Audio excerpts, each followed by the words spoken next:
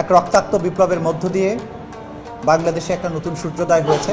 2025 হবে গণহত্যার বিচারের বছর। Chief prosecutor. দর্শক শুনছিলেন শিরোনাম, এবার বিস্তারিত। আপনি যদি আমাদের চ্যানেল নতুন দেখেন, চ্যানেলটি সাবস্ক্রাইব করে রাখুন। আর হ্যাঁ, বরাবরের মতো আমাদের ফেসবুক পেজ থেকে দেখলে অবশ্যই পেজটি ফলো দিয়ে রাখুন। অবশ্যই আপনার মূল্যবান মতামতটি জানিয়ে যাবেন কমেন্ট বক্সে। 2025 সালকে গুম, খুন এবং জুলাই গণহত্যার বিচারের বছর হিসেবে ঘোষণা করেছেন আন্তর্জাতিক অপরাধ ট্রাইব্যুনালের চিফ প্রসিকিউটর মোহাম্মদ তাজুল ইসলাম। বুধবার 1 জানুয়ারি নতুন বছরের শুভেচ্ছা বিনিময়ের শেষে গণমাধ্যমকে এসব কথা বলেন মোহাম্মদ তাজুল ইসলাম। তিনি বলেন, 2025 সাল হবে আওয়ামী লীগ এবং সাবেক প্রধানমন্ত্রী শেখ হাসিনা মানবতা বিরোধী অপরাধের বিচারের বছর। বিগত 16 বছরে আওয়ামী লীগের শাসন আমলে সংগঠিত গুম, খুন এবং জুলাই আগস্টের গণহত্যার বিচার এই বছরই সম্পূর্ণ হবে। তাজুল ইসলাম বলেন, মূল ভবনের প্রধান বিচারপতি সম্প্রতি পর বিচার কার্যক্রম শুরু হবে। আওয়ামী লীগ সরকারের বিরুদ্ধে যেসব মানবতা বিরোধী অপরাধ সংগঠিত হয়েছে